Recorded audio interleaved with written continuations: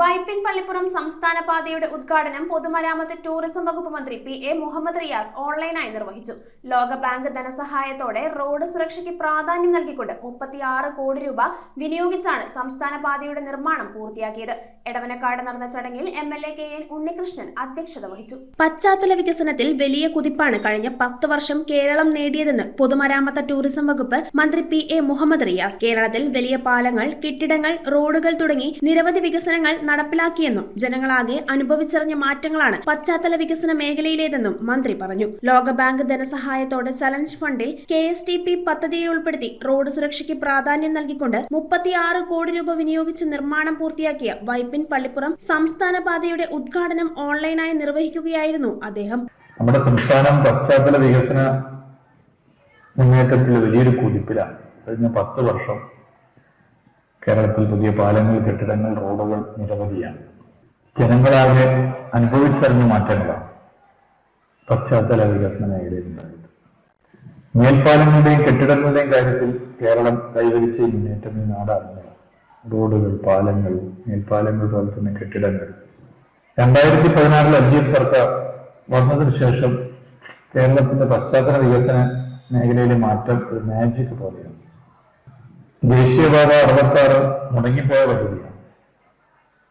എന്നാൽ 2016 LDF സർക്കാർ വന്നതിന് ശേഷം ഇന്ത്യയുടെ ചരിത്രത്തിലാദ്യമാണ് സംസ്ഥാന സർക്കാർ ദേശീയപാത വികസനത്തിന് പണം ചെലവഴിക്കാൻ തയ്യാറായി. 100-200 കോടിയല്ല, 5550 കോടി.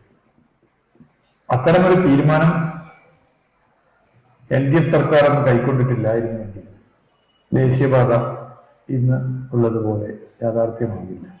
600ഓളം കിലോമീറ്റർ വരുന്ന ദേശീയപാത 66 450-ലധികം കിലോമീറ്റർ പൂർത്തീകരിച്ചു. 500-അടുത്ത് കിലോമീറ്റർ പൂർത്തീകരിക്കാൻ പോകുന്നു എന്നുള്ള സന്തോഷകരമെന്ന് അറിയിക്കുക. എടവനക്കാട് പുളിക്കനാട്ട് ഓഡിറ്റോറിയത്തിൽ നടന്ന ചടങ്ങിൽ കെ.എൻ. ഉണ്ണികൃഷ്ണൻ MLA അധ്യക്ഷനായി. കേരളത്തിന്റെ പൊതുമരാമത്ത് വകുപ്പ് വളരെ പ്രശസ്തമായ ഒരു വകുപ്പാണ്. നമ്മുടെ കേരളത്തിന്റെ എല്ലാ റോഡുകളും ആധുനികമായി തരത്തിൽ ഗുണമേന്മയോടുകൂടി പ്രത്യേകിച്ച് PMNDC നിലവാരത്തിലെല്ലാം നിർമ്മിക്കുന്നതിനും റെയിൽവേ ക്രോസുകൾ ഇല്ലാത്ത ഒരു കേരളം എന്ന മനോഹരമായ ആശയം മുന്നോട്ട് വെച്ച് ഇപ്പോൾ തന്നെ ഏതാണ്ട് 6-7ഓളം വരുന്ന ആരോഗ്യങ്ങൾ കേരളത്തിൽ പൂർത്തീകരിച്ചു.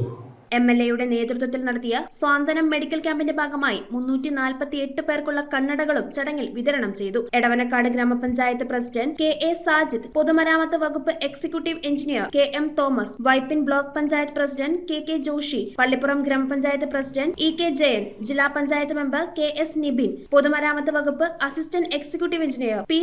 സിനോജ് ജോയ് തുടങ്ങിയവർ ചടങ്ങിൽ പങ്കെടുത്തു. News bureau, Ernakulam.